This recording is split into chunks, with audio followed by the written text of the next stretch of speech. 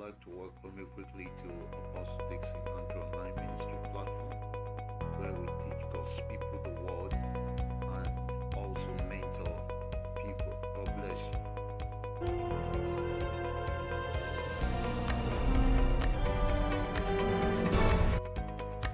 I'd like to teach quickly on what I title "What to Do After You Fall Out of Alignment." After you miss it with God, what do you do? Do you run away? Do you abandon the house of God? Do you abandon God's people? What do you do? Genesis chapter 3, verse number 8. The Bible speaking says, "And they heard the voice of the Lord God walking in the garden in the cool of the day. And Adam and his wife hid themselves from the presence of the Lord God amongst the trees of the garden."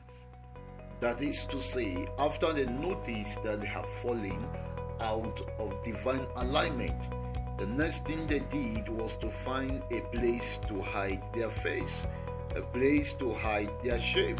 Because after they fell out of alignment with God, the Bible says in verse 7, and the eyes of them both were open, and they knew that they were naked, and they sewed fig leaves together and made themselves aprons. That is to say, they came to the realization that the glory covering them has been removed. Some of you are going through intense persecution, frustration, satanic attack, because the veil, the power, the presence of God that earlier was upon your life has been removed because you fell out of alignment. But the Bible said in verse 8 of Genesis chapter 3 that in the cool of the day God came walking, the voice of the Lord walking in the garden of Eden. The voice of the Lord walking in the garden of Eden is equivalent to a situation when you fall out of it, when you fall out of alignment, and the voice of God keep on pestering your heart to return back. Many people, after they fall out of it, the next thing to do is to run away from church, is to abandon the gathering of God's people, is to begin to associate themselves with wrong friends, and along the line they will miss it completely with God. Like Peter, Jesus, having seen Peter seeing Jesus walking on the sea, decided to take the same action. But along the line, his faith was not enough. He started sinking. But at the end of the day, he cried unto Jesus, and Jesus came to rescue him.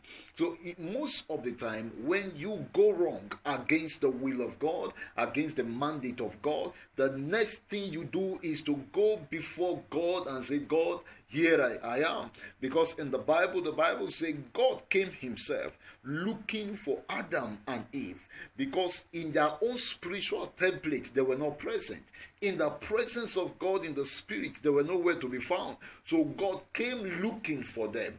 And even when God came looking for them, the Bible said they went and hid themselves among the trees in the garden.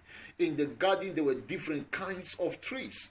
And the Bible said they hid themselves. Instead of presenting themselves before God, they hid themselves among the trees of the garden. And that is a cover-up.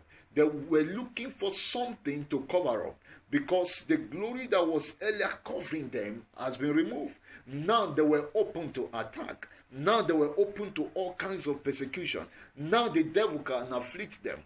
The Bible said, before I was afflicted, I went astray. In the book of Psalm 71 or 72 thereabout, before I was afflicted, I went astray. So affliction comes after you fall out of alignment. And the Bible said when God came, he first of all made an inquiry. Adam, where are you? Adam, where are you? Is a very, very important question.